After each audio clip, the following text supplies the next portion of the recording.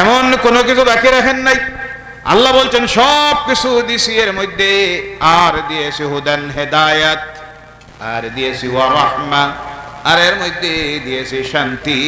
অর্থাৎ দুনিয়ায় যদি হেদায়েত পাইতে হয় ফিরে আসতে হবে দুনিয়ার মানুষকে আল্লাহর দেওয়া কালাম কোরআনুল কারীমের কাছে। বলে সুবহানাল্লাহ। কোরআন ছাড়া দুনিয়ার কোন ধর্মগ্রন্থ ধর্ম মানুষকে হেদায়েত দিতে পারে নাই, পারবেও না। আর শান্তি যদি পাইতে হয় আল্লাহ বলছেন দিছি এই কিতাবের মধ্যে। সুবহানাল্লাহ। নাই শান্তি কোন কিতাবে? শান্তির প্রেসক্রিপশন কোন কিতাবে? কোরআনের মধ্যে। আর বলছেন ওয়া বুশরা, সুসংবাদ, সুসংবাদ লিল মুসলিমিন, মুসলমান তোমরা যারা তোমাদের জন্য এর মধ্যে আমি আল্লাহ পাক দিয়েছি সুসংবাদ। আর সুসংবাদ জান্নাতের সুসংবাদ, দুনিয়ার সুসংবাদ, অর্থাৎ যত সুসংবাদ মুসলমানরা তোমাদের জন্য আমি আল্লাহ দিয়েছি যে কিতাবে, তার নাম হলো কোরআন। বলো সুবহানাল্লাহ। এবার শান্তি পাইতে হইলে যাইতে হবে কার কাছে? কোরআনের কাছে, ইসলামের কাছে। যার জন্য এখনো পৃথিবীর দিকে যদি তাকান দেখতেছেন পৃথিবীর পথহারা মানুষ যারা শিক্ষিত সমাজ তারা প্রতিদিন শান্তির অন্বেষণ করতেছে, শান্তি বুঝাইতেছে। আর এই শান্তি পাওয়ার জন্য তারা আল্লাহর দ্বীন গ্রহণ করতেছে। বড় সুবহানাল্লাহ।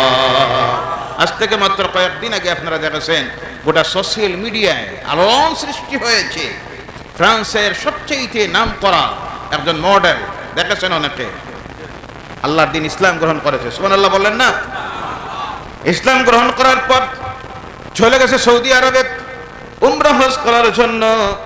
সেই মহিলা তার নিজের কমেন্টের মধ্যে গিয়ে লিখতেছে, দুনিয়ায় আমার কোনো কিছুর কম ছিল না, সম্মানের দিক দিয়ে কম আমি ছিলাম না। যে জায়গায় আমি যাইতাম প্রোগ্রাম করার জন্য আমার নাম শোনার সঙ্গে সঙ্গে লক্ষ হাজার মানুষ উপস্থিত হয়ে যাইত। টিকিট বুক করতে হইতো এক মাস আগে শুধু আমার সৌন্দর্যতা দেখার জন্য, আমার কণ্ঠস্বর শোনার জন্য। কোনো দিক দিয়ে আমার কম ছিল না। ফ্ল্যাটও ছিল, বাড়িও ছিল, গাড়িও ছিল, টাকাও ছিল, ইজ্জত ছিল, সম্মান ছিল, সব ছিল। কিন্তু আমি সব সময় দেখতে একটা জিনিসের অভাব আমি অনুভব করি। আমি দেখি এই কোনো কিছুই আমাকে শান্তি দিতে পারতেছে না। শান্তি পাওয়ার জন্য আমি আমার ব্রেইনে যখন চিন্তা আসলো বিভিন্ন ধর্মের উপরে আমি রিসার্চ করা শুরু করলাম। রিসার্চ করতে গিয়ে তো আজকে রিসার্চ সেন্টারে যাইতে হয় না, মোবাইলে তো সব কিছু আপলোড করলে পাওয়া যায়। গুগলে সার্চ করলাম, বিভিন্ন ধর্মের উপরে আমি রিসার্চ করা শুরু করলাম। করে করে কোরআনের উপরও আমি কিছু রিসার্চ করলাম। করার পরে আমার সুপরিচিত এক বান্ধবীর কাছে আমি চাইলাম একটা কোরআন। সুবহানাল্লাহ। নাই? সে আমাকে দিল একটা কোরআনুল কারীমের একটা খণ্ড। শুধু কোরআন নয়, একসঙ্গে তার উচ্চারণ আছে, ট্রান্সলেট আছে, ব্যাখ্যা আছে। আমি এই কোরআনটা যেমনি পড়া শুরু করলাম আমার অন্তরের চক্ষু খুলে গেল। সুবহানাল্লাহ। সঙ্গে সঙ্গে আমি সিদ্ধান্ত নিলাম দুনিয়ার সব যা আমি করতেছি সব বেকার। এই কোনো কিছু আমাকে শান্তি দিতে পারবে না। শান্তি যদি আমি পাইতে হয় আল্লাহর দ্বীন ইসলাম গ্রহণ ছাড়া শান্তি নাই। যেই দিন আমি কলেমা পড়ে আল্লাহর দ্বীন ইসলাম গ্রহণ করেছি সেই দিন থেকে আমার হৃদয়ে যে শান্তি পেয়েছি দুনিয়ার কোনো কিছু আমাকে সেই শান্তি দিতে পারে নাই। বলো সুবহানাল্লাহ। ভাইরা আমার, এর জন্য আল্লাহ রাব্বুল আলামিন বলছেন শান্তি পাওয়ার জন্য আমি দিয়েছি যে প্রেসক্রিপশন, সেই কোরআনে শান্তি। এর মধ্যে এর দিকে তোমরা ফিরে আসো। আজকে পৃথিবীর মানুষ সমস্ত রোগ, এমন কোন রোগ সমাজে পৃথিবীতে বাকি নাই। যত দিন যাইতেছে সব বাড়তেছে। কথা ঠিক কিনা? জি? বেনমাজির সংখ্যা বাড়তেছে না কমতেছে? আওয়াজ করে বলেন। সুদখোরের সংখ্যা বাড়তেছে না কমতেছে? মধুখোরের সংখ্যা বাড়তেছে না কমতেছে? ঘুষখোরের সংখ্যা বাড়ছে না কমছে? একদম বন্ধ হয়েছে। জি? দিব না, নিব না, খাইব না, স্লোগান, খুব সুন্দর স্লোগান। জি? ঘুষ আর নাই। আগের চাইতে বাড়ছে না কমছে? দুর্নীতি নাই? জি? আছে? বাড়ছে না কমছে? বেপরদায়ী আছে না নাই? মদ চলছে না? জি? চলার তো ব্যবস্থা দেওয়া হইতেছে। আজ থেকে কয়েকদিন আগে দেখলাম যে কোনো বিউটি পার্লারে, যে কোনো এই আপনার বড় বড় মার্কেটগুলিতে, বিগ বাজারগুলিতে গেলে প্রত্যেকটা এখন মদের দোকান থাকবে। নাউজুবিল্লাহ নাই? প্রতিটি বিমানবন্দরে মদের দোকান থাকবে। নাউজুবিল্লাহ বললেন না? আমি সেই দিন বলেছিলাম আমার এক প্রোগ্রামে, জাতিকে অন্ধ বানাইয়া, বেহুশ বানাইয়া রাখার জন্য এই সব মদের দোকান দেওয়া হচ্ছে। কথা ঠিক কিনা? কারণ কি দেওয়া হয়েছে এদেরকে? কি দেখাইব? কি দিছি? এরা যদি সুস্থ মস্তিষ্কের মানুষ থাকে তাহলে যা করতেছি সব তারা বুঝতে পারবো। কথা ঠিক কিনা? বিশেষ করে যুব সমাজকে বাস্তব সমস্যার থেকে এদের ব্রেনকে ডাইভার্ট করার জন্য এই মদের দোকানগুলি দেওয়া হচ্ছে। কথা ঠিক কিনা? ভাইরা আমার, মদের সংখ্যা বাড়তেছে, সুদ বাড়তেছে, ঘুষ বাড়তেছে, জেনা বাড়তেছে। কি অবস্থার জেনা বাড়তেছে! আজকে একটা ঘটনা দেখলে মানুষ অবাক হয়ে যায়। মানুষ আল্লাহর নাফরমানির মধ্যে যাইতে যাইতে কতটুক নিকৃষ্ট হয়েছে, জন্তু জানোয়ারের চাইতেও আরো নিকৃষ্ট হয়ে যাইছে। কথা ঠিক কিনা? জি, একটা বাচ্চা যখন মা জন্ম দেয়, একটা কুকুর যদিও হয়, ওই কুকুর যদি একটা বাচ্চা জন্ম দেয়, তার বাচ্চার সঙ্গে মায়া থাকেনি না? একটা মা তার বাচ্চাটাকে তার চোখের সামনে থেকে কেউ নিতে গেলে তার জান ধরে দেয়। কথা ঠিক কিনা? ভাইরা আমার, মানুষ আজকে কত নিষ্ঠুরতায় আল্লাহর নাফরমানি থেকে পৌঁছতেছে। জিনার রাস্তায় যাওয়ার পর জিনার থেকে যখন কোনো বাচ্চা জন্ম নিল, এই বাচ্চাটাকে তার প্রমাণ লুট করানোর জন্য এমন ঘটনা আপনারা দেখতেছেন, শুনতেছেন। জন্মদাত্রী মা তার বাচ্চাটাকে পলিথিনের খেরি বেগে ঢুকাইয়া রাস্তার কিনারায় না হয় ড্রেইনের মধ্যে রাখতেছে। বলো নাউজুবিল্লাহ। কথা ঠিক কিনা? জি, এলাকান দিতে নাই? আছে? আলহামদুলিল্লাহ না নাউজুবিল্লাহ? নাউজুবিল্লাহি মিন যালিক। আমার বলার উদ্দেশ্য হলো, যতদিন যাচ্ছে এই পাপের সংখ্যা বাড়তেছে। পৃথিবীর প্রত্যেকটি সংগঠন, পৃথিবীর প্রত্যেকটি ধর্ম, প্রত্যেকটি দেশের আইন, প্রতিটি প্রশাসন চেষ্টা করতেছে পৃথিবী থেকে আল্লাহর নাফরমানিকে, গুনার কাজকে দূরীভূত করে দেওয়ার জন্য নতুন নতুন আইন তৈরি করা হচ্ছে। পৃথিবী থেকে আল্লাহর নাফরমানি কাজ ক্ষমানির জন্য বিভিন্ন আইন তৈরি করা হচ্ছে। কিন্তু যত দেখা যাচ্ছে আইন তৈরি হচ্ছে, কোনো কিছু দিয়ে আল্লাহর জমিন থেকে নাফরমানি, পাপাচার বন্ধ করা যাচ্ছে না, ক্ষমানিও সম্ভব হচ্ছে না। তার কারণ হলো দুনিয়ার মানুষের তৈরি আইন দিয়া এই পৃথিবীতে কোনো সময় শান্তি আনা, পাপাচার বন্ধ করা সম্ভব নয়। কারণ আইন মানতে হবে কার? এই পৃথিবীর মালিককে। এই পৃথিবীতে আইন চলবে কার? যিনি এই জমিনের মালিক, তিনি ভালো বুঝতে পারেন এই জমিনে আল্লাহর নাফরমানি কিভাবে বন্ধ করা যাবে, মানুষের চরিত্রকে কিভাবে সংশোধন করা যাবে। এর জন্য আল্লাহ রাব্বুল আলামিন এমন একটা আইন বুক তৈরি করলেন, যার নাম হলো কোরআনুল কারীম। বলো সুবহানাল্লাহ। এটা শুধু একটা সাধারণ ধর্মগ্রন্থ নয় যে নামাজে আপনি কিছু তিলাওয়াত করবেন, কেউ মারা গেলে কিছু তিলাওয়াত করবেন, পড়লে সওয়াব, শুনলে সওয়াব। শুধু এইভাবে নয়, অন্যান্য দুনিয়ার গতানুগতিক অন্যান্য ধর্মগ্রন্থের মতো কোরআন নয়। এই কোরআনের মধ্যে দুনিয়ার যত আইনের প্রয়োজন আল্লাহ সব আইন ঢুকাইয়া দিয়েছে। বলো সুবহানাল্লাহ। অনুরূপভাবে এটা একটা মেডিসিন বুক, শুধু ধর্মগ্রন্থ নয়, দুনিয়ার যত রোগ আছে সমস্ত রোগের ঔষধ, প্রেসক্রিপশন আমার আল্লাহ যে কিতাবের মধ্যে দিয়েছেন তার নাম হলো কোরআনুল কারীম। এর জন্য আল্লাহ রাব্বুল আলামিন বলছেন, ওয়া নুনাজ্জিলু মিনাল কুরআনি মা হুয়া শিফাউন ওয়া রাহমাতুল লিল মুমিনিন। বলো আল্লাহু আকবার। আর রাসূল বলেন আল্লাহু আকবার।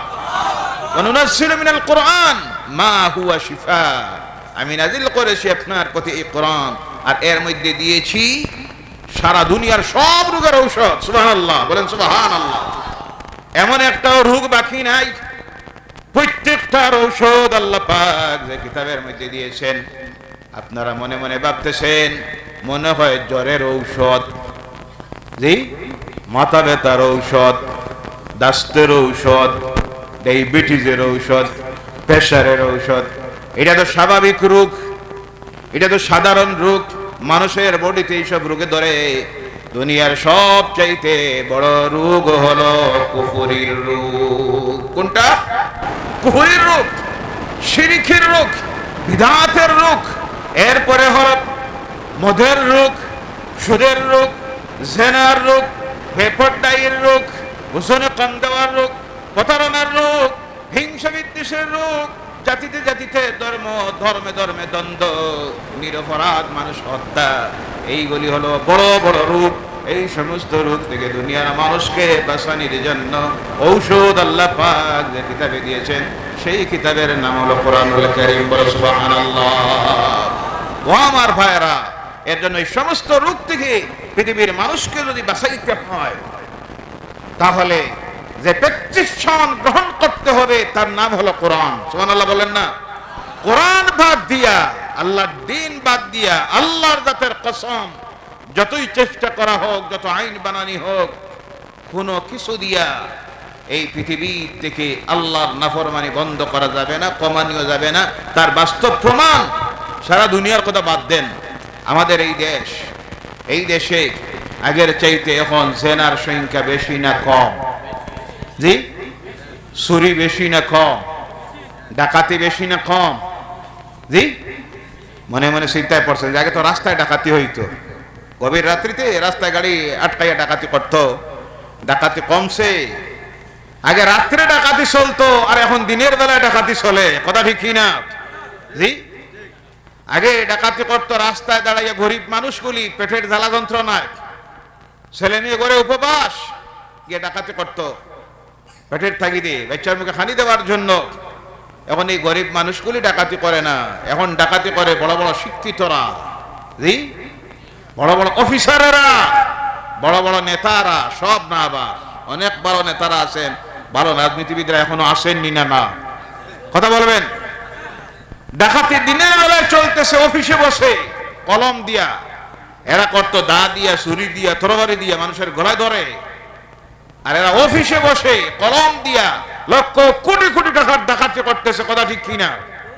আমার দেশ থেকে হাজার হাজার কোটি মারিয়া এক একটা ডাকাত বাগিয়া যায়, আসেনি না? ভাইরা আমার, প্রত্যেকটা দেখা যাইতেছে কোনো আইন দিয়া কমানি গেছে না, সব বাড়তেছে। তার কারণ হলো এক নম্বরে এই পাপাচার থেকে মানুষকে ফিরাইতে হলে তার ভিতরে ঢুকাইয়া দিতে হয় আল্লাহর ভয়। কার ভয়? আল্লাহর ভয় ব্যতীত মানুষকে গুনাহ থেকে ফিরানো সম্ভব নয়। এর কারণে কোরআনুল কারীম এমন এক ধর্মগ্রন্থ, শুধু দুনিয়ার জীবনের আলোচনা করে নাই, পরকালের জীবনেরও আলোচনা তার মধ্যে আছে। মানব জীবনের, মানব সৃষ্টির আগের আলোচনা আছে, পৃথিবীর জীবনের আলোচনা। এই পৃথিবীর পরে মানুষ কোন জায়গায় যাবে, সেখানের অবস্থাটা কি হবে, কবরের জীবনের, মহাপরকালের জীবন, হাসরের ময়দানে মানুষের কি অবস্থা হবে, এই কথা আল্লাহ সেখানে আলোচনা করেছেন। এরপরে তার যে একটা বিচারের সামনে গিয়ে তার স্রষ্টার সামনে হাজির হতে হবে, এই আলোচনাও তার মধ্যে দেওয়া হয়েছে। আল্লাহ রাসূল সাল্লাল্লাহু আলাইহি সাল্লাম, যখন আল্লাহ ওনাকে প্রেরণ করলো মক্কার জমিনে, আল্লাহর হাবিব মক্কার মধ্যে আসার পরে দেখলেন আজকের যে পৃথিবীর অবস্থা, এর চাইতেও আরো খারাপ অবস্থায় পৃথিবীর মানুষের ছিল। বিশেষ করে মক্কার মানুষগুলির ছিল, তারা প্রকাশ্যে মদপান করত, নাউজুবিল্লাহ নাই, প্রকাশ্যে রাজপথে জন্তু জানোয়ারের মতো জিনা করত, নাউজুবিল্লাহ নাই। এক একটা যুবতী মেয়ে, একজন মেয়ে লোক রাত্রি তো দূরের কথা, দিনের বেলায় দুপুর 12টায় একাকী তার ঘর থেকে বাইর হওয়ার সাহস করতে পারত না। কারণ সে একাকী যদি তার ঘর থেকে দিনের বেলায় দুপুর 12টায় বাইর হয়, তার নিজের সতীত্ব, তার ইজ্জত রক্ষা করে আবার তার ঘরে ফিরে আসবে, এর কোনো গ্যারান্টি, নিরাপত্তা ছিল না। এমন ছিল নারীর অবস্থা। জীবন্ত মেয়েকে কবরের মধ্যে নিয়ে দাফন করত। বছরের পর বছর সামান্য একটা বিষয় নিয়ে তারা যুদ্ধ করে করে হাজার হাজার মানুষ মারত। দয়া মায়া বলতে তাদের জীবনে কিছুই ছিল না, যার জন্য আল্লামা ইকবাল তাদের অবস্থা লিখতে গিয়ে লিখতেছেন, সেই সময়ের মক্কার মানুষগুলিকে যদি আজকের জমানার কোনো মানুষ দেখত, তাহলে এদেরকে মানুষ বলে স্বীকৃতি দিতে রাজি হতো না। এদের শুধু আকৃতিটা ছিল মানুষ, আর প্রকৃতি, চরিত্র, স্বভাব, খাসলত জন্তু জানোয়ারের চাইতে আরো নিকৃষ্ট হয়ে গিয়েছিল। আল্লাহ রাব্বুল আলামিন এই মানুষের অবস্থা পরিবর্তনের জন্য প্রথম আইন তৈরি করলেন না আল্লাহ, আইন তো পরে আসলো। প্রথম আল্লাহ রসুলের প্রতি আল্লাহ যখন তার কালাম কোরআনুল কারীমের আয়াত নাযিল করা শুরু করলো। কোরআনুল কারীমের মধ্যে সূরা আছে দুই প্রকার। কিছু সূরাকে বলা হয় মাক্কি, মদিনার জীবনী আল্লাহ রসুলের কাছে নাজিল হয়েছিল, মক্কার জীবনী। আর কিছু সূরা হলো মাদানী, মদিনার জীবনে যেটা নাজিল হয়েছিল তাকে বলা হয় মাদানী। কিছু আয়াত আছে যেগুলোকে বলা হয় আয়াতে মাক্কি, মক্কার জীবনে নাজিল হয়েছে আল্লাহ রসুলের কাছে। আর কিছু মাদানী, যেটা মদিনার জীবনে নাজিল হয়েছে। মক্কার জীবনে, মক্কি জীবনে আল্লাহ রসুলের প্রতি যে সূরাগুলি প্রথম প্রথম নাজিল হয়েছে, যে আয়াতগুলি, তা যদি দেখা যায় তাহলে দেখা যায় আল্লাহ এখানে প্রথম নামাজের কথা আলোচনা করেন নাই, যাকাতের কথা বলেন নাই, হজের কথাও নয়, যাকাতের কথা নয়, পর্দার কথা নয়, জিহাদের কথা নয়। প্রথম আল্লাহ আয়াত নাজিল করতেছেন যেখানে মানুষকে স্মরণ করে দিতেছেন, ও দুনিয়ার মানুষ, তোমরা কি ছিলে, আজকে হয়েছো কি, আবার তোমরা হবে কি। পরকালের জীবনের কথা, কবরের কথা, হাসরের কথা, কিয়ামতের অবস্থা, হাসরের ময়দানের অবস্থা, জাহান্নামের কঠিন আযাবের অবস্থা আল্লাহ বারবার আলোচনা করতেছেন। আল্লাহ বুঝতে পারলেন এই মানুষের ভিতরে যতক্ষণ আল্লাহর ডর আর ভয়, পরকালের ডর ভয়, কবরের ডর ভয় ঢুকাইয়া দেওয়া হবে না, তত সময় পর্যন্ত কোনো আইন দিয়ে এদেরকে ঠিক করা সম্ভব হবে। প্রথমে এদের ভিতরে ঢুকাইয়া দিতে হবে আল্লাহর ভয়। কার ভয়? যার কারণে মক্কি জীবনে আমার রাসূলের কাছে যে আয়াতগুলি নাযিল হয়েছিল, বেশিরভাগ আয়াতে আল্লাহ বলছেন, ইয়া আইয়ুহাল্লাযীনা আমানুত্তাকুল্লাহ, হে ঈমানদারেরা আল্লাহকে ভয় করো। কারে ভয় করো? আল্লাহকে ভয় করো। এরপরে আল্লাহ স্মরণ করাই দিতেছেন, তোমরা যে যারা মানুষ, তোমরা একবার স্মরণ করো তোমাদেরকে আমি কোথা থেকে কিভাবে সৃষ্টি করেছি। ইয়া আইয়ুহান নাসুত্তাকু রাব্বাকুমুল্লাযী খালাকাকুম মিন নাফসিন ওয়াহিদাতিন ওয়া খালাকা মিনহা যাওজাহা وبث منهما رجالا كثيرا ونساء বলো আল্লাহু আকবার। তোমরা হে মানুষ, তোমরা ভয় করো তোমাদের স্রষ্টাকে। তোমাদেরকে সৃষ্টি করা হয়েছে একজন থেকে। কয়জন? কয়জন? একজন থেকে। আর তার থেকে তার জীবন সঙ্গিনী, অর্থাৎ আদম থেকে তোমাদেরকে সৃষ্টি করা হয়েছে। আর ওই আদম থেকে তার জীবন সঙ্গিনী, আর ওই দুইজন থেকে আমি অগণিত নারী পুরুষ সৃষ্টি করেছি। আল্লাহ ইয়াদ করাইয়ে দিতেছেন, ও দুনিয়ার মানুষ স্মরণ করো, তোমরা প্রত্যেককে আমি 100 মানুষ থেকে সৃষ্টি করেছি।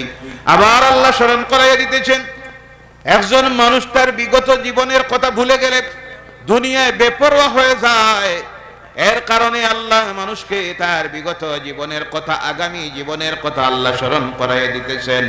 আমরা কিন্তু পড়ি, সবচেয়ে মারাত্মক ভুল আমাদের হলো আমরা যা পড়ি আমরা তা বুঝি না। আজকে শতকরা 99% মুসলমান যারা কোরআন পড়ি, 60 বছর নামাজ পড়লাম, কোরআন শরীফ পড়লাম, কিন্তু যে নামাজে দাঁড়াইয়াও যে সূরাটা পড়ি, যে সূরার নাম সূরা আল ফাতিহা, কোন সূরা?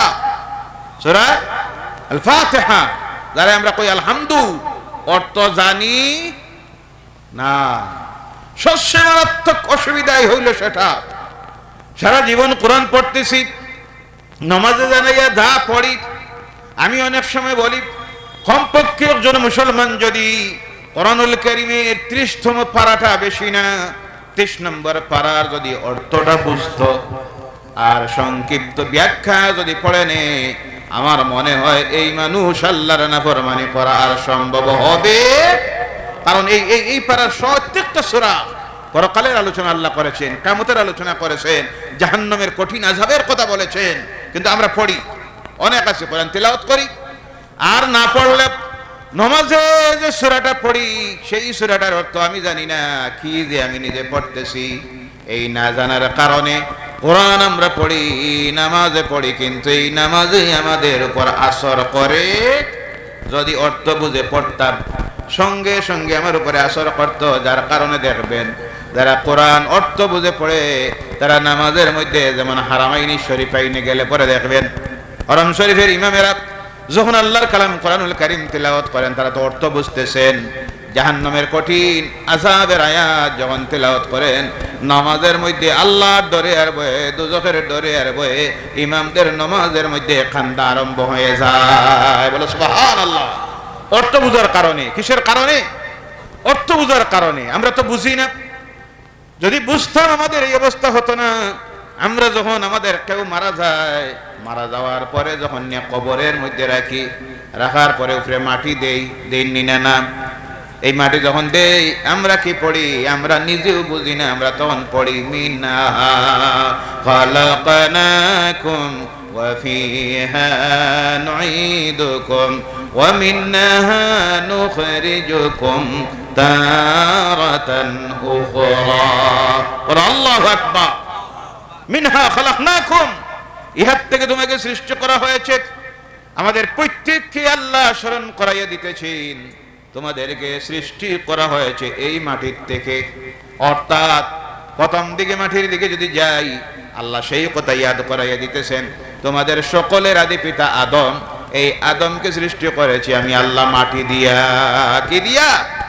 2 নম্বরে এই শব্দের ব্যাখ্যায় মুফাসসিরিনরা লিখতেছেন, মাটি দিয়া অর্থ হলো মাটির থেকে উৎপাদিত বস্তু দিয়া যখন তোমরা তা খাও, মাটির থেকে উৎপাদিত শাকসবজি, মাটির থেকে উৎপাদিত ধান, গেউ, আটা, ময়দা যা কিছু আছে সব মাটির থেকে উৎপাদিত। যখন তোমার বাবা খাইলো, তোমার মা খাইলো, এর থেকে ব্লাড তৈরি হলো, সেই ব্লাড থেকে দাঁত তৈরি হলো, আর তার 2 ফোঁটা 2 জায়গার থেকে কালেকশন করে আমি আল্লাহ তোমাদেরকে বানাইলাম। অর্থাৎ মাটির উপাদানের তৈরি ব্লাড আর তার থেকে তৈরি দাঁত, ওটা দিয়ে আমি তোমাদেরকে সৃষ্টি করেছি। তাই আল্লাহ সেই মাটির দিকে ইঙ্গিত করে বলতেছেন, মিনহা খালাকনাকুম ওয়া ফিহা নুঈদুকুম। আবার তোমরা বান্দারে বানাইয়া ছাড়ছি না, জেনে রেখো আবার তোমরা সব ফিরে আসতে হবে এই মাটিতে। কোন মাটিতে? কোন মাটি? যে জায়গায় আমরা বসে আছি, সব একদিন এই মাটির নিচে যাওয়া লাগবে নি না? কথা বলে খেয়ে যাইতা না? হাত তুলেন দেখি। না বুঝিও যাই হোক, সব যাওয়া লাগবে নি না? এমন কেউ আছেন যার যাওয়া লাগবে না? জি, সব যাওয়া লাগবে। জি ভাইরা আমার, যাওয়ার পরে শেষ। জি, যাওয়ার পরে শেষ। খবর নিয়ে রাখা হবে 3 দিন, 4 দিন, 5 দিন, 7 দিন। বডি শেষ হয়ে গেল, মাস দিন গেল, হাড় গুঁড়ো সব শেষ হয়ে গেল, নিশ্চিহ্ন হয়ে গেলাম। ওই তো শেষ। জি, শেষ। আরো আছে। ইসলামের বিশ্বাস হলো, অন্যান্য ধর্মাবলম্বী তাদের বিশ্বাস হলো, মরব, মারা যাওয়ার পরে জীবনের পরিসমাপ্তি হয়ে গেল। দুনিয়ায় যদি ভালো কাজ করে যায় আবার পুনর্জন্ম হবে। কোন জন্ম? পুনর্জন্ম হবে, তারাও বিশ্বাস করে।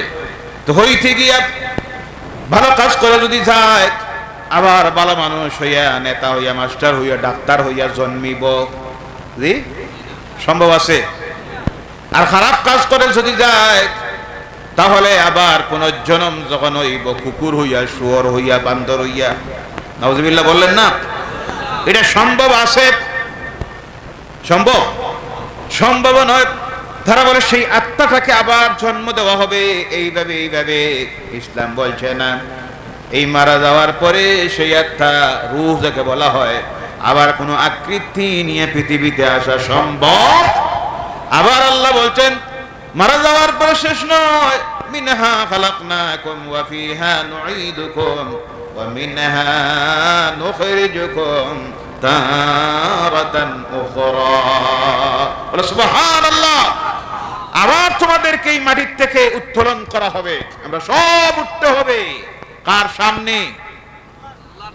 কথা বলেন, কার সামনে? হাজির হওয়া লাগবে নি না? এই বিশ্বাস যদি একজন মানুষের থাকে যে আমি মরব, মরার পরে আরেকদিন আমি উঠতে হবে আল্লাহর সামনে, দৃঢ় বিশ্বাস যদি থাকে, সেই ব্যক্তি 1 ওয়াক্তের নামাজ ছাড়তে পারে। কথা বলবেন? চুরি করতে পারে, জিনা করতে পারে, মিথ্যা কথা বলতে পারে, আল্লাহর নাফরমানি করতে পারে না, কারণ সে জানে আল্লাহ আবার তাকে স্মরণ করাইয়া দিতেছেন। দুনিয়ার মানুষ যখন আল্লাহর নাফরমানি করে আল্লাহ স্মরণ করাইয়া দিতেছেন। কাইফা তাকফুরুনা বিল্লাহি ওয়া কুনতুম আমওয়াতান ফাআহইয়াকুম সুম্মা ইউমীতুকুম সুম্মা ইউহয়ীকুম সুম্মা ইলাইহি তুরজাউন। বলো আল্লাহু আকবার। কিভাবে তোমরা আমি আল্লাহর নাশুকরি করো, অকৃতজ্ঞ কিভাবে হও, কিভাবে আমার নাফরমানি করো, একটাবার স্মরণ করো। তোমরা সব ছিলে মরা মানুষ, তোমাদের মায়ের গর্ভে সব ছিলে মরা মানুষ। প্রত্যেকটা শিশু তার মায়ের গর্ভে যখন আসার, দুনিয়ার আসার 40 দিন আগে, কতদিন? 40 দিন আগ পর্যন্ত মরা একটা বডি থাকে। জেনে রাখবেন, রূহ যাকে বলা হয় প্রাণ, এর সঙ্গে বডির কোনো সম্পর্ক নাই, দুইটা আলাদা পার্টস। যখন 40 দিন বাকি থাকে দুনিয়ায় আসার, তখন এই বডি কাটা মোটার ভিতরে ঢুকাইয়া দেওয়া হয় রূহ। কোনটা? আবার যখন এই রূহের এই বডির ভিতরে থাকার নির্দিষ্ট একটা সময় আল্লাহ দিয়ে দেন, সময়টা নির্দিষ্ট করে দেয় আল্লাহ, এই মানুষটা জমিনে আবার 40 দিন আগে, কতদিন? 40 দিন আগে নির্দিষ্ট করে দেন, কিন্তু এটা দুনিয়ার কেউ জানে না। এর জন্য আল্লাহ রাব্বুল আলামিন দুনিয়ার মানুষকে জানিয়ে দিতেছেন, তোমাদের জন্য নির্দিষ্ট একটা সময় আমি আল্লাহ দিয়ে দিছি। এই সময়টা যখন আসবে, আসার সঙ্গে সঙ্গে আজরাইল নামের ফেরেশতা আসবে, সে রূহটাকে ডাক দিবে। তখন রূহ পায়ের দিক থেকে আস্তে আস্তে রওনা করে উপরের দিকে যখন আসা শুরু করে, পায়ের দিক থেকে মানুষের ঠান্ডা হওয়া শুরু হয়ে যায়। তখন পায়ের দিকে হাত দিয়া দেখা হয়, দেখা যায় পা ঠান্ডা হয়ে গেছে, পার আঙ্গুল সোজা হয়ে গেছে, নড়াচড়া করতেছে না। এইভাবে রূহ আস্তে আস্তে করে গলার কিনারার মধ্যে যখন আসে, তখন আল্লাহর বান্দা উপরের দিকে চাইতে থাকে, আল্লাহর দিকে। কার দিকে? এর জন্য দেখবেন বারবার উপরের দিকে চোখ খুলে মানুষ তাকায়। নেককার যদি হয়, তখন আল্লাহ রাব্বুল আলামিনের হাবিব সাল্লাল্লাহু আলাইহি সাল্লাম বলছেন, কোন মানুষকে আল্লাহ বেহুশ অবস্থায় মওত দেয় না। কি অবস্থায়? বেহুশ অবস্থায় মওত দেয় না। অনেক সময় আমরা অনেকে ভাবি 3 দিন থেকে মানুষটা বেহুশ, খাবার দাবার নাই, পানিও যায় না, স্যালাইনও যায় না, শুধু একটু একটু জানে নড়তেছে। কিন্তু জেনে রাখবেন, যদিও আমরা দেখতেছি এই মানুষটা বেহুশ, কিন্তু বেহুশ নয়। আমার আল্লাহ রাব্বুল আলামিন তার কালাম কোরআনুল কারীমের মধ্যে বলতেছেন, মালাকুল মউত যখন তোমাদের সামনে গিয়ে হাজির হবে, আমি আল্লাহ হুশ অবস্থায় তোমাদের রূহটাকে কবজ করাই। বলো সুবহানাল্লাহ। হুশের অবস্থায় তখন আল্লাহর বান্দা আকাশের দিকে চায়। আল্লাহ রাসূল সাল্লাল্লাহু আলাইহি ওয়াসাল্লাম বলেন, এই সময় আল্লাহ রাব্বুল আলামিন তার ফেরেশতাদেরকে বলে, ও আমার ফেরেশতারা, এই সময়ে আমার বান্দা দুনিয়ায় আমি আল্লাহ স্মরণ করেছিল, ইয়াদ করেছিল, এই মুহূর্তে আমি আল্লাহর দিকে সাহায্য চাইতেছে, ও আমার ফেরেশতারা চলে যাও। বলো সুবহানাল্লাহ। কতটুকু ফেরেশতারা আসে, কতটুকু ফেরেশতারা আসে। এই হাদিসের ব্যাখ্যা আসতেছে, আল্লাহর বান্দা দুনিয়ায় থাকা অবস্থায় তার চোখ দিয়ে চতুর্দিকে যতক্ষণ পর্যন্ত দেখতো, তার চোখের দৃষ্টি যাইত, ততটুকু জায়গা পরিপূর্ণ হয়ে আল্লাহর রহমতের ফেরেশতারা এসে দাঁড়াইয়া যায়। সুবহানাল্লাহ। আল্লাহর নেক বান্দা রূহ কবজ করার পরে এটা নেওয়ার জন্য আল্লাহর দরবারে ইল্লিনে রাখার জন্য প্রতিযোগিতা তাদের মধ্যে শুরু হয়। বলো সুবহানাল্লাহ। তখন আল্লাহ রাব্বুল আলামিন বলেন, ও আমার ফেরেশতা, বান্দা ঈমান এনেছিল আর ঈমানের উপর কায়েম ছিল, অর্থাৎ ঈমান আনার পরে যা করতে হয় আমি আল্লাহর নির্দেশ ছিল তা মেনে চলেছে, আমি আল্লাহর যা নিষেধ ছিল তা মানিয়ে চলছে, তারে সুসংবাদ দাও আমার জান্নাতের। শুধু সুসংবাদ নয়, ও আমার ফেরেশতারা, আমার জান্নাতটা আমার বান্দার চোখের সামনে নিয়ে তুলে ধরো। সুবহানাল্লাহ। তখন বেহেশত, বেহেশতের ছবি আল্লাহর রহমতের ফেরেশতারা আল্লাহর বান্দার চোখের সামনে তুলে ধরে। সুবহানাল্লাহ। নাই আল্লাহর বান্দা আল্লাহর জান্নাত দেখে আর মুস্কি হাসি দেয়। নেককার বান্দার পরিচয় তখন দেখবেন কিতাবের মধ্যে আসতেছে, খুশিতে তখন তার চেহারাটা গামতে থাকবে। সুবহানাল্লাহ। নাই চেহারা বারবার গামতে থাকবে। মৌতের সময় সাকরাতুল মউত থেকে আল্লাহ নাজাত দিবে, আল্লাহ জান্নাত দেখবে, আর জবান দিয়ে তখন পড়তে থাকবে লা ইলাহা ইল্লাল্লাহু মুহাম্মাদুর রাসূলুল্লাহ লা ইলাহা ইল্লাল্লাহ লা ইলাহা ইল্লাল্লাহ লা ইলাহা ইল্লাল্লাহ লা ইলাহা ইল্লাল্লাহু মুহাম্মাদুর রাসূলুল্লাহ সাল্লাল্লাহু আলাইহি সাল্লাম। আল্লাহর জান্নাত দেখে দেখে আল্লাহর বান্দা কালেমা পড়ে জমিন থেকে বিদায় হবে। এইভাবে মওত আমরা চাই কি চাই না? কে কে চান দুহাত তুলেন আর বলেন নারায়ে তাকবীর। হাত নামান। এইভাবে মওত পাইতে হইলে পাঁচ ওয়াক্তের নামাজ পড়া লাগবে না? না। মদ পান করলে পাওয়া যাইব? চুরি করলে, কথা বলবেন, জেনা করলে, মিথ্যা কথা বললে, পরনিন্দা করলে, ওজনে কম দিলে, মহিলারা বেপরদায় চললে এইভাবে মওত পাওয়া যাবে? নাফরমানদের যখন মওতের সময় শুরু হয় তখন আল্লাহর কঠিন ফেরেশতারা, জাহান্নামের ফেরেশতারা দুর্গন্ধময় জাহান্নামের কাফন নিয়ে তার কিনারায় বসে যায়। আর জাহান্নামের কঠিন চিত্র বান্দা বান্দির সামনে যখন ধরা হয়, এই জাহান্নামের অবস্থা দেখে তখন আর কথা বলতে পারে না, তখন দুই চোখ দিয়ে পানি ছেড়ে দেয়। আসেনি না? না, দেখা যায় মানুষটা মরার সময় খুব কান্দিছে, দুই চোখ দিয়ে পানি পড়তেছে। এই সময়ের দুই চোখের জাহান্নাম দেখে দুই চোখের পানি ছাড়ার কোনো মূল্য আল্লাহর কাছে থাকবে না।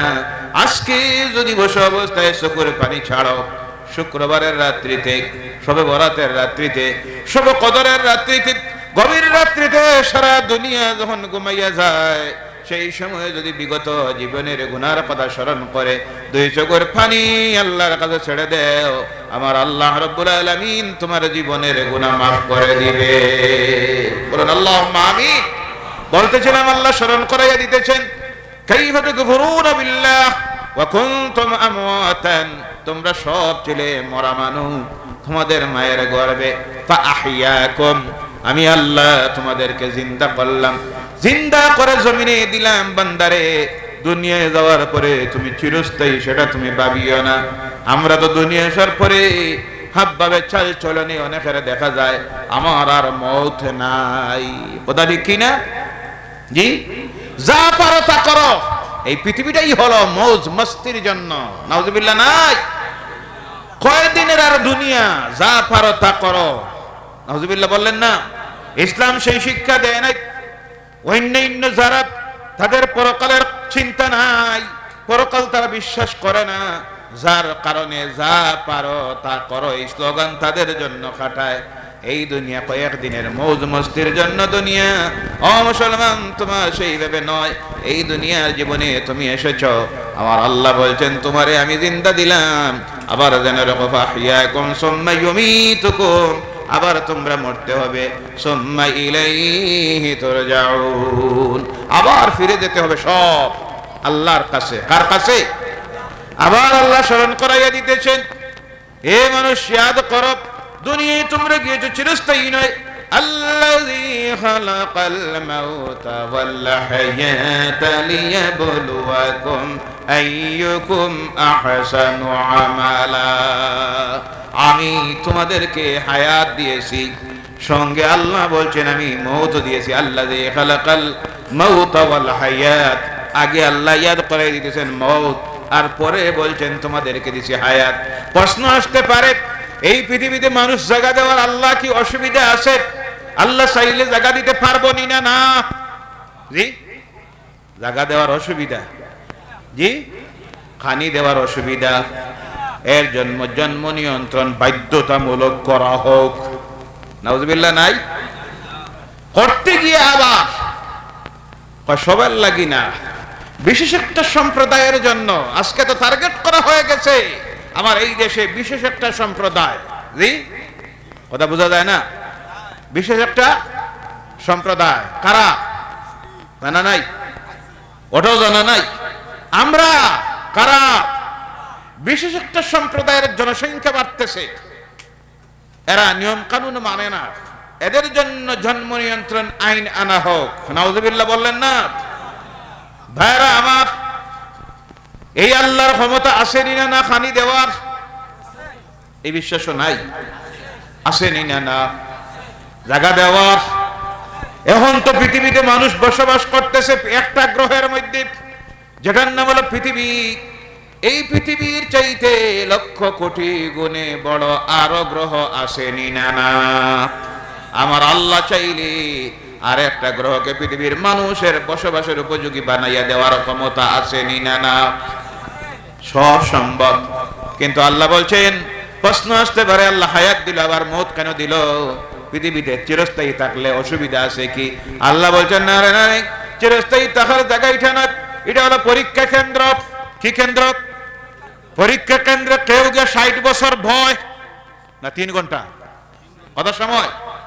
2 ঘন্টা, 3 ঘন্টা। আল্লাহ বলছেন এটা তোমাদের জন্য পরীক্ষা কেন্দ্র। এখানে দিতে গিয়ে একটা নির্দিষ্ট টাইম দিয়া দিছি, ইজা জাআ আজালুহুম ফালা ইস্তাগফিরুনা সাআতান ওয়ালা ইস্তাকদিমুন। নির্দিষ্ট একটা তোমাদের সময় দেওয়া হয়েছে, এই নির্দিষ্ট সময়টা যখন আসবে আমি আল্লাহ তার মধ্যে কম করব না আর বেশিও করব না, নির্দিষ্ট সময়ে তোমাদেরকে বিদায় করব। কেন বিদায় করে দিবেন? আল্লাহ বলছেন, জীবন দিলাম, মওত দিলাম, লিয়াবলুয়াকুম আইয়ুকুম আহসানু আমালা। এই দুনিয়ার জীবনে যাওয়ার পরে কে কতটুক ভালো কাজ করো সেটা পরীক্ষা করার জন্য আমি আল্লাহ ওই নির্দিষ্ট একটা সময় দিয়ে তোমাদেরকে দুনিয়ায় দিয়েছি। এই দুনিয়ায় আল্লাহ আমাদেরকে দেওয়ার একটা উদ্দেশ্য পরীক্ষা করা। কোনটা করা? কোনটা করা? পরীক্ষা কেন্দ্র এই পৃথিবী আমাদের জন্য। এর জন্য এই পরীক্ষা কেন্দ্রে কি রেজাল্ট আসবে আল্লাহ তাও জানাইয়া দিয়ে দিয়েছেন। প্রশ্নগুলি সব আল্লাহ অ্যাডভান্স পাস করে দিয়েছেন। সুবহানাল্লাহ বলেন, সুবহানাল্লাহ। প্রত্যেকটা প্রশ্ন আল্লাহ পাস করে দিয়েছেন আগে। এই প্রশ্নের উত্তর যদি এইভাবে হয়, এই হবে তোমার রেজাল্ট, সব আল্লাহ খুলে খুলে বলে দিয়েছেন। এর জন্য আমার ভাইরা, ও মুসলমান, এই দুনিয়ার জীবনে মুসলমান কিভাবে চলবে, কিভাবে খাইবে, কিভাবে ঘুমাইবে, কিভাবে লেনদেন করবে, কিভাবে রাজনীতি করবে, কিভাবে ব্যবসা করবে, কিভাবে মা বাবার সঙ্গে ব্যবহার হবে, কিভাবে স্ত্রীর সঙ্গে ব্যবহার হবে, আওলাদের সঙ্গে কিভাবে ব্যবহার হবে, অন্য ধর্মের মানুষের সঙ্গে কিভাবে হবে, প্রতিবেশীর সঙ্গে কিভাবে হবে, এমন কোনো কিছু আল্লাহ বাকি রাখেন নাই। সব ক্লিয়ার বলে দিয়েছেন তার কালাম কোরআনে, আর বাস্তবে জীবনে তিনি শিখাই আমাদেরকে দিয়ে গেছেন। তিনি হলেন জনাবে মুহাম্মদুর রাসূলুল্লাহ সাল্লাল্লাহু আলাইহি সাল্লাম। বলো সুবহানাল্লাহ। সঙ্গে আল্লাহ পাক দুনিয়ার মানুষকে আবারও জানাইয়া দিচ্ছেন, এই দুনিয়ার জীবনে তোমরা যা করতেছ, জবান দিয়ে যা করতেছ, আর হাত দিয়ে পাও দিয়ে সব কিছু আমি আল্লাহ রেকর্ড করতেছি। কি করতেছি? কিরামান কাতিবিন ইয়ালামুনা মা তাফআলুন। তোমরা যা কিছু করতেছ সব রেকর্ড করার জন্য, লিখার জন্য 2 জন সম্মানিত লেখক আমি আল্লাহ রেখে দিয়েছি। বলো সুবহানাল্লাহ। আধুনিক বিজ্ঞানে যত উন্নতি হচ্ছে, ইসলাম বুঝা, কোরআন বুঝা পৃথিবীর মানুষের জন্য আরো সহজ হয়ে গেছে। সুবহানাল্লাহ বলেন না? এক সময় মানুষ চিন্তা করত, এখানে 2 জনে লিখতেছে, কত বড় কিতাব হইব, রাখতো কোন জায়গায়? জি, আজকের আধুনিক বিজ্ঞানের উন্নতিতে বুঝা একেবারে সহজ হয়ে গেছে। মেমোরি বুঝই? জি, একটা মেমোরি কত বড় থাকে? জি, কম্পিউটারের একটা মেমোরি ইঞ্চিও নয়, আধা ইঞ্চি নয়, এর চাইতে আরো ছোট। একটা মেমোরিতে যদি 40-50 ঘন্টার সব কাজ ভিডিও রেকর্ডিং করে রাখতে পারে মানুষের তৈরি, তাহলে আমার আল্লাহর তৈরি এখানের মেমোরিতে 60 বছরের রেকর্ডে রাখা সম্ভব না অসম্ভব? জি, মরা যাওয়ার বাদে মিটে যাইব। একটা মেমোরিকে যদি হেফাজতের মধ্যে বাইর করে কম্পিউটার থেকে নিয়ে রাখা হয়, তাহলে 1000 বছর পরে যদি সেই মেমোরিকে আবার কম্পিউটারে ঢুকাইয়ে দেওয়া হয়, সেই মেমোরি বাজবে আর ক্লিয়ার 40-50 ঘন্টার সব রেকর্ড বাইরে করে দেয়।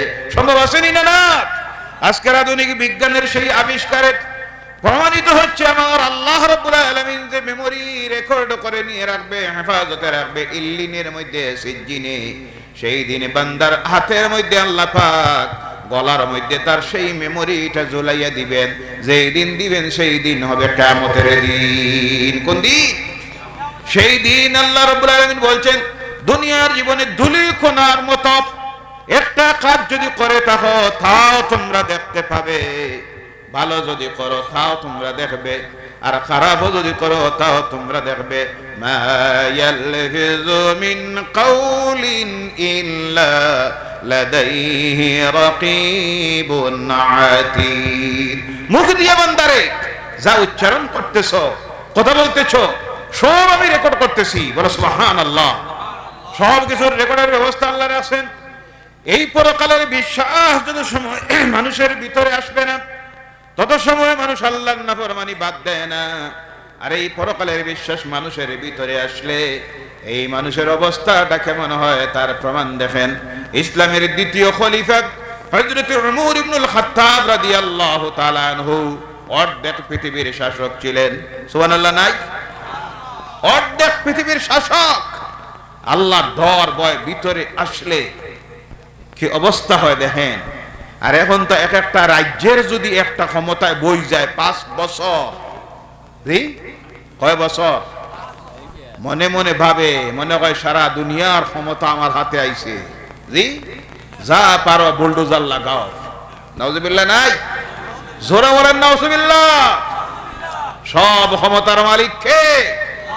এই সব জালিমদের ঘাড়ে ধরে নামাইয়া দিতে আমার আল্লাহর 1 সেকেন্ডের দরকার নাই। কথা ঠিক কিনা ভাইরা আমার?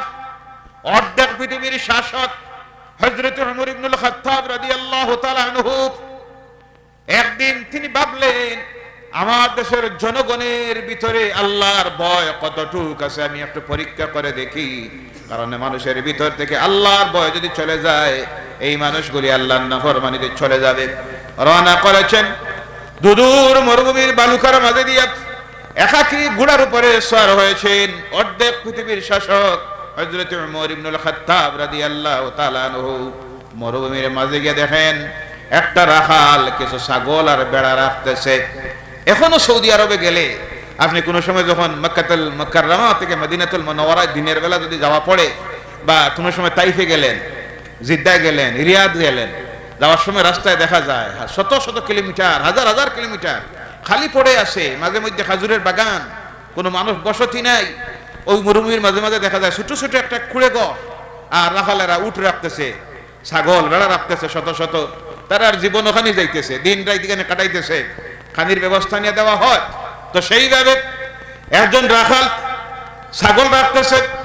উমর ইবনুল খাত্তাব তার কিনারার মধ্যে গিয়ে নামলেন, ঘোড়ার উপর থেকে নেমে বললেন, রাখাল রে, এই ছাগলগুলি খাস। রাখাল তো চিনতেছে না নিজে এই রাষ্ট্রের রাষ্ট্রপতি, প্রধানমন্ত্রী, রাষ্ট্রপ্রধান। সে বলল, এটা আমার নয়, আমি একজনের খরিদ করা গোলাম, আর আমি তার বেড়াগুলি ছাগলগুলি রাখতেছি। তিনি বলেন, আচ্ছা ঠিক আছে, বুঝলাম, আমি একজন পথিক মুসাফির, আমি রাস্তা দিয়ে রওনা হয়েছি, আমার ক্ষুধা লাগছে, পানির পিপাসাও লাগছে। তোমার ছাগলের মধ্যে অনেক ছাগলগুলি দেখতেছি, দুধ দিবে, দুধ দোহন করলে দুধ দিবে। তুমি যদি ওর থেকে সামান্য দুধ আমাকে দিতে, আমি পথিক মুসাফিরের ক্ষুধাটাও দূর হইত, পিপাসাটাও মিটত। আর রাখাল তখন বলল, ও পথিক মুসাফির, এটা আমার দ্বারা দেওয়া সম্ভব নয়, কারণ এই ছাগলের রাখাল আমি, মালিক আমি নয়। হযরত উমর ইবনুল খাত্তাব এবার বললেন, রাখাল রে, তোমারে আমি কিছু পয়সা দিব। কি দিব? কি দিব? পয়সা দিব। এখানে তুমি আর আমি, অন্য কেউ নাই, কেউ দেখবে না। তুমি আর আমি, পয়সা দিলে তুমি লাভবান হবে, আর আমি উপকৃত হব, আমার ক্ষুধাটাও দূর হবে, পিপাসাটাও মিটবে। আমি কারোর কাছে তাও বলবো না তোমার যে পয়সা দিছি। সিসি ক্যামেরা তো নাই, জি, কোনটা নাই? বেকুফের দল সিসি লাগায়। কোনটা লাগায়? CC camera. সিসি ক্যামেরা কে বানাইছে? কথা বলেন। আপনারা জিন্দা আসেন না গুমো? সিসিটা কে লাগাইছে? যার উপরে আল্লাহ লাগাইছে সিসি, অফিসারে লাগাইছে, প্রশাসনে লাগাইছে। যার উপরে সিসি লাগানি হয়েছে তার জানা আসেনি না না যে আমার উপরে সিসি ক্যামেরা লাগায়? কোনোদিন সিসি ক্যামেরার নিচে বইয়া কেউ ঘুষ লইব? জি, বেকুফের দল সিসি ক্যামেরা লাগায় হয় গোস্ত খাইলে ধরা পড়তো। এগুলি এখানে নিচে যারা বইছে মানুষ না হাইওয়ান জানোয়ার? মানুষ।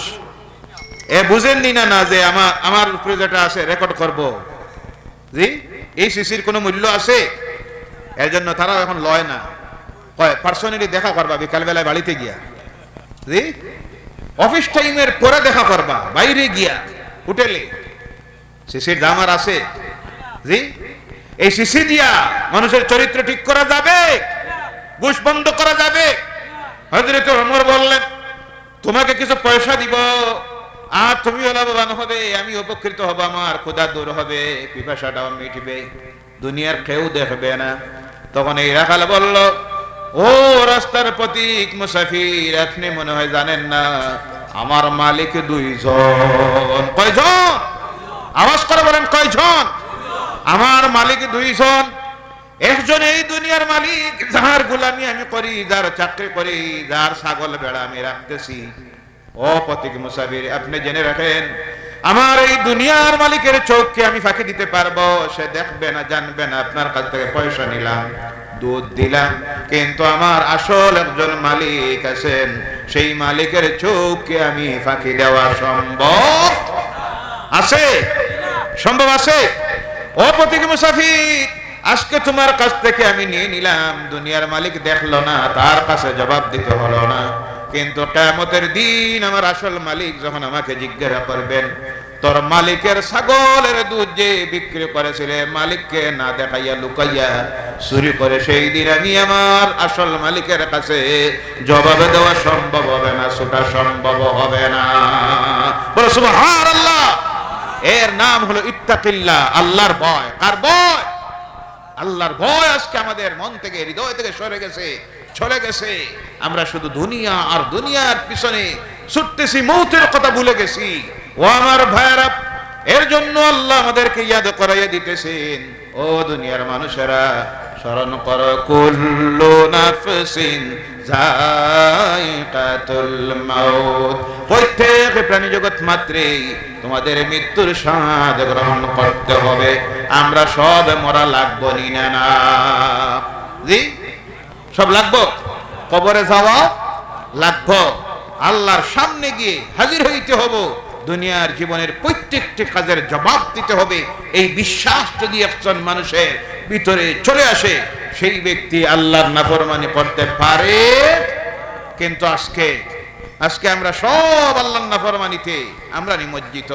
বাকি যারা, তারা তো পরকালে বিশ্বাস করে নাই, আখিরাতের জীবনে বিশ্বাস নাই, তাদের বিশ্বাস হলো আমরা একবার মরা ছিলাম, আজকে জিন্দা হয়েছি, আর একবার মরমু, এই তাদের জীবনের শেষ।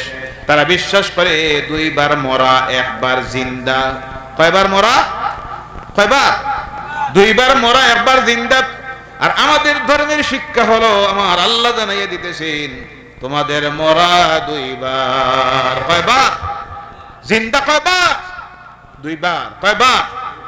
একবার জিন্দা হয়ে মায়ের গর্ভ থেকে জমিনে এসেছি, এই জমিন থেকে চলে যাব, যাওয়ার পরে শেষ নয়, আর একদিন আমরা জিন্দা হয়ে আল্লাহর সামনে হাজির হতে হবে। কার সামনে? এর জন্য কেউ যখন মারা যায়, মারা যাওয়ার পরে যখন খবর পাই, আমরাও নিজে পড়ি ইন্না লিল্লাহি ওয়া ইন্না ইলাইহি রাজিউন। এই মানুষটা যে রাস্তায় গেছে, চলে গেছে, আমরা সব সেই পথের প্রতীক, আমরা সব যাইতে হবে, আমরা ফিরে যাইতে হবে আল্লাহর সামনে। কার সামনে? ও আমার ভাইয়েরা, বিশেষ করে আজ আমার সমাজের যুবক ভাইয়েরা, সংক্ষিপ্তে 5 মিনিটের ভিতরে কথা শেষ করার চেষ্টা করতেছি, আমার নির্ধারিত সময় শেষ হয়ে গেছে। ভাইয়েরা আমার, বিশেষ করে আমার সমাজের যুবক ভাইয়েরা, আজকে আল্লাহর নাফরমানিতে আপনারা নিমজ্জিত হয়ে গেছেন। সোশ্যাল মিডিয়ায়, পত্র পত্রিকায় দেখলে সবচাইতে বেশি দেখা যায় আমার সমাজের যুবক ভাইয়েরা আল্লাহর নাফরমানির বিভিন্ন কাজে ধরা পড়তেছেন। কথা ঠিক কি না? কিন্তু সেটা হওয়ার কথা নয়। ও যুবকেরা, বড় কঠিন সময়, সময়টা বড় কঠিন। গোটা পৃথিবীতে আজ ইসলাম বিরোধী সমস্ত শক্তি এক হয়ে গেছে ইসলামকে জমিন থেকে মিটাইয়ে দেওয়ার জন্য, কোরআনকে মিটানোর জন্য, মুসলমান নামের একটা জাতিকে পৃথিবীর থেকে মিটাইয়ে দেওয়ার জন্য ইসলাম বিরোধী সমস্ত শক্তি এক মঞ্চে দাঁড়াইয়া গেছে। সেই কঠিন সময়ে যারা এর প্রতিরোধ করতে হবে, প্রতিবাদ করতে হবে, রুখে দাঁড়াইতে হবে, এক নম্বরে যারা নেতৃত্ব দিতে হবে তারা হবে যুবকেরা। কারা? আওয়াজ করে বলেন কারা? যুবকেরা। কারণ ইতিহাস প্রমাণ করতেছে এই ইসলাম প্রতিষ্ঠিত হয়েছে এই জমিনে যাদের হাত ধরে, তারা ছিল যুবকেরা। সুবহানাল্লাহ নাই? যাদের রক্তের বিনিময়ে আল্লাহর দ্বীন এই জমিনে প্রতিষ্ঠিত হয়েছে, যাদের রক্তের উপরে আল্লাহর দ্বীন প্রতিষ্ঠিত হয়েছে, তারা ছিলেন যুবকেরা। তার প্রমাণ আল্লাহ রাসূলের সঙ্গে যে সমস্ত সাহাবীরা ছিলেন, কেউ 70-80 বছরের বুড়া ছিলেন না, 40-50 বছরের, মাত্র 60 বছরের কয়েকজন মাত্র সাহাবীরা ছিলেন। বাকি যারা আল্লাহ রাসূলের সঙ্গে সাথে ছিলেন, জান্নাতের সুসংবাদ প্রাপ্ত যারা ছিলেন সাহাবীরা, তাদের বয়স ছিল 18 বছর। সুবহানাল্লাহ। 22 বছর, 27 বছর, 30 বছর, 32 বছর, 35 বছরের ভিতরে আল্লাহ রাসূলের সাহাবীরা ছিলেন। যার কারণে ঐতিহাসিকবিদেরা লিখতেছে ইসলাম এত দ্রুত বেগে কিভাবে পৃথিবীতে ছড়াইয়া গেল, সারা পৃথিবীর কোনায় কোনায় গিয়ে ইসলাম কিভাবে এত কম সময়ের ভিতরে প্রতিষ্ঠিত হলো। কারণ লিখতে গিয়ে তারা লিখতেছে এক নম্বরের কারণ হলো যারা এই ইসলাম গ্রহণ করে ইসলামের দাওয়াতি কাজে আল্লাহর দ্বীন জমিনে পৌঁছাইয়া দেওয়ার দায়িত্ব নিয়েছিল, তারা ছিল যুবকেরা। বলো সুবহানাল্লাহ। আর 2 নম্বরে তাদের মধ্যে ছিল এমন চরিত্র, যে চরিত্র দেখে পৃথিবীর পথহারা মানুষ আল্লাহর দ্বীন বুঝতো, আল্লাহর দ্বীনের দিকে ফিরে আসতো। তাদের চাল চলন, তাদের কথাবার্তা, তাদের হাব ভাব, তাদের লেনদেন, তাদের বেশভূষা দেখে পৃথিবীর পথহারা মানুষ আল্লাহর দ্বীন বুঝে নিত আর আল্লাহর দ্বীন গ্রহণ করেছিল। ও আমার যুবক ভাইরা, আজকে আপনাদেরকে ইসলাম ডাকতেছে। আজকে বড় কঠিন অবস্থা পৃথিবীতে। আপনারা সোশ্যাল মিডিয়ায় দেখতেছেন গোটা বিশ্ব জুড়ে ইসলামের বিরুদ্ধে, মুসলমানদের বিরুদ্ধে, ইসলামী রাষ্ট্রগুলির বিরুদ্ধে ইহুদি নাসারাদের ষড়যন্ত্র চলছে না? কথা বলেন। ইসলামপন্থী যারা যে রাষ্ট্রের ক্ষমতায়, তাদেরকে ক্ষমতার থেকে সরাইয়া দেওয়া হচ্ছে। কথা ঠিক কিনা? পাকিস্তানের অবস্থা দেখতেছেন, ইরাক, এরপরে ইয়েমেন, বিভিন্ন রাষ্ট্রগুলি, যেখানে কিছু ইসলামপন্থী যারা ক্ষমতায়, তাদেরকে সরাইয়া দেওয়ার ষড়যন্ত্র তারা রচনা করতেছে। তাদের পাছাটা গোলামগুলি দিয়ে বিভিন্ন রাষ্ট্র তারা সরাইতেছে। অনুরূপভাবে আমার এই দেশে একটা অপশক্তি আজকে মাথা ছাড়া দিয়ে উঠেছে, যারা চাইতেছে এই দেশ থেকে ইসলামকে বিদায় করে দেওয়ার জন্য, মুসলমানদেরকে বিদায় করে দেওয়ার জন্য। কথা ঠিক কিনা? কথা বলবেন। ভুল যদি বলি বলবেন না, ভুল কথা বলতেছেন। ভাইরা আমার, বিভিন্ন ভাবে ষড়যন্ত্র চলতেছে এদের নাগরিকত্ব হরণ করার জন্য, এদের ধর্মীয় শিক্ষার থেকে বঞ্চিত করার জন্য, এদের অর্থনীতির অবস্থাকে দুর্বল করে দেওয়ার ষড়যন্ত্র চলছে না? কথা বলবেন। চাকরির থেকে বঞ্চিত করার ষড়যন্ত্র চলতেছে। যা কিছু চলতেছে, আমার কথা হলো এর মোকাবিলায় প্রতিরোধে যারা এগিয়ে যেতে হবে তারা হবে যুবকেরা। আর এই সময়ে আমার সমাজের যুবকেরা যদি আল্লাহর নাফরমানির দিকে যায়, তাহলে এই জাতির ভবিষ্যৎ বড় অন্ধকার। এর জন্য করজোড়ে যুবক ভাইদের কাছে আমার অনুরোধ, আপনারা আল্লাহর দ্বীনের দিকে, ইসলামের দিকে, কোরআনের দিকে ফিরে আসুন। 5 ওয়াক্তের নামাজ পড়ুন, জামাতে নামাজ পড়ুন, আল্লাহর নাফরমানির সমস্ত কাজ ছেড়ে দিন। নিজের জীবনে চলার পথে মডেল হিসাবে আল্লাহ রসুলকে সামনে রাখুন, রেখে আপনি চলুন। দেখবেন ও মুসলমান, এই জমিনে এই মুসলমানদের ক্ষতি করার, এদেরকে পরাজিত করার, লাঞ্ছিত করার, শোষণ করার, নির্যাতন করার কোনো শক্তি থাকবে না। বলো সুবহানাল্লাহ। আরে কিছুই তো করলাম না, সব নাফরমানি করতেছি। এরপরও দেখা যাচ্ছে, আমি বলি অনেক সময়, এরপরও দেখা যাচ্ছে কত ষড়যন্ত্র করা হইল, কিন্তু কোনোটা দিয়ে কিছু করা গেছে না। কথা ঠিক কিনা? সহায় আছেন কে? সাহায্য আসতেছে কার? আওয়াজ করে বলেন কার? সেই আল্লাহ সাহায্য যদি পাইতে হয়, আল্লাহ পাক বলছেন ওয়ালা তাহিনু ওয়ালা তাহজান ওয়া আনতুমুল আ'লাউনা ইন কুনতুম মুমিনিন। নিরাশ হয় না, তোমাদের কোনো ডর নাই, ভয় নাই, বিজয় তোমাদেরই আসবে তোমরা যদি মুমিন হয়ে যাইতে পারো। বলো সুবহানাল্লাহ। কি হইতে পারো? কথা বলেন। মুমিন কোনটা? মুমিন যদি হয়ে যাইতে পারো, ভয় তোমাদের নাই, ডর নাই, বিজয় তোমাদেরই আসবে। নিরাশ হয় না ও মুসলমান, নিরাশ হয় না, মনোবল ভেঙে দিও না। তোমার পিছনে সাহায্য আছে কার? কথা বলেন কার? দুনিয়ার সর্বশক্তিমান কে? সেই আল্লাহ সাহায্য আছে, যার কারণে যত ষড়যন্ত্র হোক কোনো কিছু দিয়ে কোনো কিছু করা যায় নাই। আর যদি মুমিন হয়ে যায় ইনশাআল্লাহ, বলেন ইনশাআল্লাহ। মুমিন হওয়ার জন্য মুমিনের গুণাবলী ঠিক তা আলোচনায় গেলে অনেক সময় লাগবে।